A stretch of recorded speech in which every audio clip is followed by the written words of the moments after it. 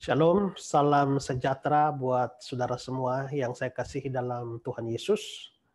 Saya berterima kasih untuk semua dukungan, doa, perhatian, kasih yang sudah saudara berikan kepada saya dari seluruh saudara yang dari berbagai macam daerah, juga terutama para jemaat dan simpatisan GKN Revival. Hari ini saya menjalani ada pada hari yang ke-6 dari isolasi mandiri saya setelah dinyatakan positif COVID. Dan bersyukur bahwa saya bisa melewatinya dengan baik sampai dengan hari ini, walaupun beberapa keadaan memburuk, tetapi hari ini kondisi menjadi lebih baik. Nah, pada kesempatan ini juga saya tidak akan memberikan renungan seperti biasanya, tapi saya hanya berbagi kesaksian karena hari ini menjadi hari yang salah satu hari yang penting dalam kehidupan dan pelayanan saya.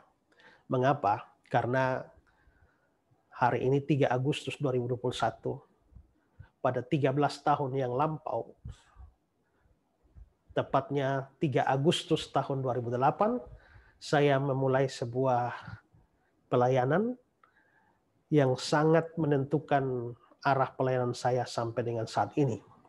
Pada saat itu, karena beberapa persoalan sebelumnya, sehingga saya akhirnya harus berpisah dengan gereja yang lama tempat saya melayani, yaitu di Gemit Agape Kupang. Dan melalui pergumulan yang cukup panjang, akhirnya saya memutuskan untuk memulai pelayanan gereja sendiri, ya, terpisah dari gereja saya yang lama. Nah, sebenarnya tidak ada keinginan untuk mendirikan gereja. Saya hanya berpikir bahwa setelah berhenti dari gereja saya yang lama, saya akan melayani secara freelance saja, menjadi penginjil yang keliling ke sana kemari beritakan Injil.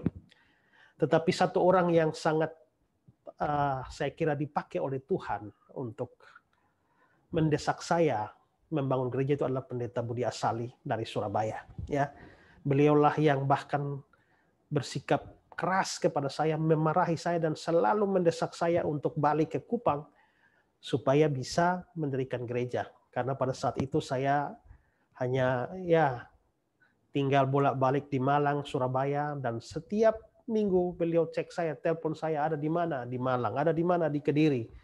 Dan beliau selalu memarahi saya, pulang ke Kupang dan bangunlah gereja yang baru, ya, di mana kamu bisa mengembalakan dengan baik. Tapi pada saat itu terus terang saya merasa itu bukan sebuah pilihan yang baik, karena saya sendiri menyadari bahwa mungkin dalam berkhotbah, mengajar itu karunia saya, tetapi dalam menggembalakan sebuah jemaat saya rasa itu bukan tempat saya, bukan karunia saya. Tetapi beliau mendesak saya dan berkata, siapa yang menyuruh kamu menangani seluruh pelayanan? Kamu bisa mendirikan gereja dan orang lain mengatur penggembalaan, perkunjungan, dan lain sebagainya, dan kamu hanya bisa konsentrasi untuk berkhotbah dan mengajar. Dan ya, karena didesak terus-menerus, belakangan saya sadar bahwa desakan itu dari Tuhan. Ya, nah, tapi saya akhirnya menyerah kepada Tuhan. Tuhan, kalau memang Tuhan mau saya mendirikan sebuah gereja, okelah. Ya, ini secara manusia saya terpaksa karena saya rasa saya tidak mampu. Tapi kalau Tuhan sudah mau seperti itu, ya mau bagaimana lagi, ya. Kau penjunanku tanah liat, jadikan aku sesukamu, aku menunggu di kakimu. Ya, akhirnya itulah keputusan saya. Ya, mau dibilang terpaksa tapi rela juga tapi agak terpaksa karena menyadari kelemahan saya. Lalu saya akhirnya boleh sharingkan ini dengan beberapa teman, ya, terutama 2 adik saya, Pendeta Sonya Umbure, dan juga ada evangelis Umi Kota Kali dan beberapa teman yang lain. Dan kita mulai mencoba, kalau kita mendirikan gereja, kira-kira berapa orang yang akan hadir. Coba marilah kita mulai dari keluarga kita sendiri. Dan kami bertiga total keluarga, ya kira-kira bisa 10 orang lah hadir, ya, atau 10 sampai maksimal 15. Dan kami akhirnya dengan dukungan beberapa teman, kami mulai menggumulkan itu dan mendapatkan pinjaman tempat kebaktian di Hotel Dewata, Kupang. Dan akhirnya kami mulai bergumul, berdoa, dan memulai tepat pada tanggal 3 Agustus 2008 ya. Dan ternyata prediksi kami meleset. Kami pikir akan hadir sekitar 10-15 orang, tapi ternyata hadir sampai sekitar 75 orang pada pertemuan perdana itu. Dalam beberapa pertemuan sudah tidak bisa muat lagi gedungnya, hotelnya. Kami terpaksa pindah lagi dan bersyukur karena almarhum Pak Niti Sumarno meminjamkan gudangnya di terminal Kota Kupang dan kami sempat berbakti beberapa lama di situ. Tapi lalu ada tantangan, kesulitan lagi, maka kami terpaksa pindah lagi menyewa sebuah restoran ya.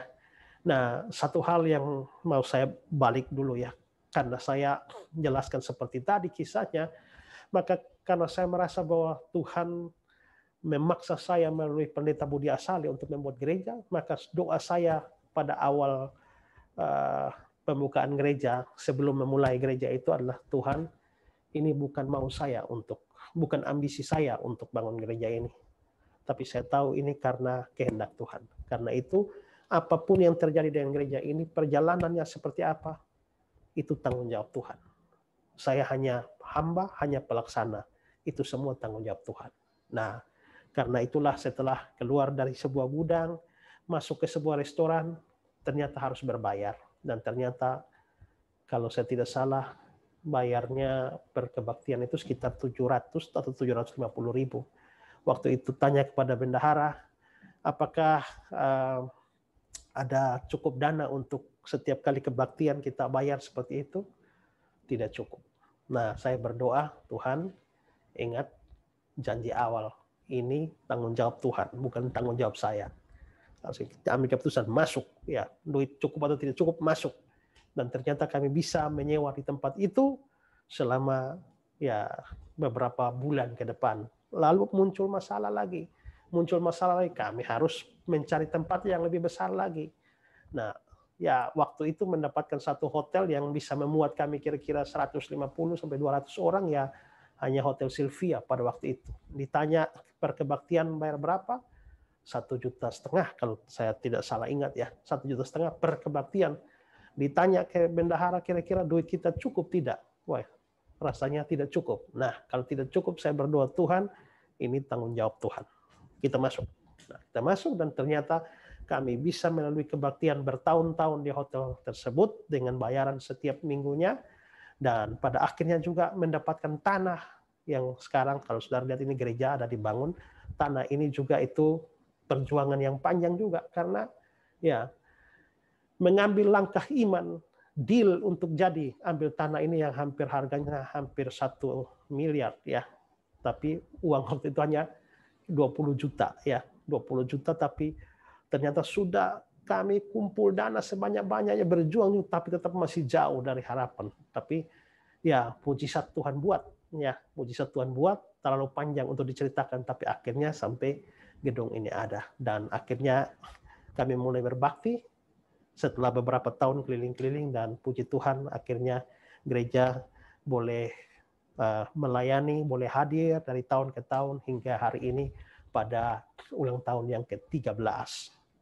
Nah, tentu saja ada banyak orang yang berjasa di balik semua ini ya, yang tidak bisa saya sebutkan satu persatu nama-nama mereka, tapi jasa-jasa mereka ya, orang-orang tua kami yang selalu mendukung pelayanan ini ya. Nah, pada waktu merumuskan gereja ini, kami memikirkan apa tujuan gereja ini, sehingga kami akhirnya menetapkan ada 3 pilar dari gereja ini. Yang pertama adalah mengobarkan pemberitaan Injil. Itulah sebabnya kami getol di dalam pelayanan pemberitaan Injil. Dan yang kedua adalah menegakkan pengajaran yang benar, yang alkitabiah. Itulah sebabnya pengajaran juga menjadi tekanan utama dari gereja ini. Dan selanjutnya juga mengembangkan pelayanan holistik. Dan kami bersyukur bahwa beberapa saat, terutama pada masa pandemi, Tuhan membuka banyak pikiran untuk gereja ini bisa melayani secara holistik. Nah, dan puji Tuhan juga bahwa dari gereja kecil yang tidak berarti seperti ini ya, Tuhan boleh pakai untuk memenangkan banyak orang. Dan sampai hari ini puji Tuhan ya, kami sudah ada pos penginjilan. Kira-kira ada 4 pos di wilayah Sumba Timur, ya, yang dilayani oleh Evangelis Ganda Siregar dan Evangelis Domingus Lu. Lalu juga ada 1 pos di Sabu yang walaupun tidak secara organisasi langsung berada di bawah GKN Revival, tapi ada tetap mempunyai kaitan historisnya karena Pak Julius Mage yang melayani di sana juga adalah bagian dari GKN Revival di Kupang sini. Dan juga selanjutnya ada pos yang baru di Bioba Amfoang yang dilayani oleh mantan dosen saya sendiri, Bapak Daniel Sobekum. Lalu ada 1 pos lagi juga di Nunkurus yang dilayani oleh Pendeta Kapri yang adalah mahasiswa yang lulus dari STI Kupang, ya, dan sekarang sudah menjadi pendeta melayani di sana. Tuhan juga membuka jalan sehingga kami bisa membuka 1 cabang di Surabaya yang dilayani oleh Pendeta Agustina Karpada, tapi karena COVID sehingga harus ditutup sementara. Dan juga 2 pos ya di Jakarta, ya, 1 dipegang oleh Pendeta Jack Mesak dan 1 lagi adalah RCC Jakarta yang dikelola atau dilayani oleh teman-teman dari Obor Emas. Dan ada bakal pos kami lagi ada di Tangerang dan juga di Denpasar, Bali. Dan masih ada beberapa daerah lagi yang akan kami jajaki untuk pengembangan pelayanan ini, yang itu terutama dengan penekanan terhadap pemberitaan Injil dan juga pengajaran yang benar, Alkitabiah, dan juga pengembangan pelayanan holistik. Karena itu maka kami bersyukur bahwa Tuhan boleh membuka pelayanan ini dengan baik dan memberkati, dan hari-hari ini juga ya ada banyak jemaat pada masa pandemi seperti ini, ada banyak jemaat simpatisan yang mengikuti kebaktian kami setiap hari Minggu, dan puji Tuhan bisa berkenalan dengan semuanya dan menjadi jemaat yang mendukung pelayanan kami walaupun tidak menjadi anggota tetap di dalam gereja kami, tetapi juga selalu mengikuti kebaktian kami bertumbuh. Ini semua dukungan saudara-saudara itu sangat berarti bagi pelayanan kami, ya. Karena itulah maka hari ini tepat 3 Agustus 2021 ulang tahun GKIN Revival yang ke-13. Saya sebagai gembala yang Tuhan percayakan untuk memimpin gereja ini, ya, walaupun berada dalam masa isolasi mandiri dalam keadaan yang positif COVID, tapi saya dari tempat isolasi saya ini, saya mau mengucapkan selamat buat semua rekan-rekan GKN Revival, ya, terutama para rekan-rekan pelayan, penginjil, pendeta muda, para ketua majelis, para aktivis majelis, semua yang melayani bersama-sama, ya, dan juga semua hamba Tuhan yang ada di kampung-kampung, di desa-desa yang menjadi pos pelayanan kami, ya, kami menyampaikan informasi, mungkin juga cerita ini hanya singkat, tetapi itu bisa menggambarkan bagaimana Tuhan memimpin gereja ini sampai dengan ulang tahun yang ke-13. Dan mari kita tetap bersatu hati, tetap memelihara kesatuan roh di dalam melayani, hati-hati terhadap bahaya perpecahan yang mengancam kita.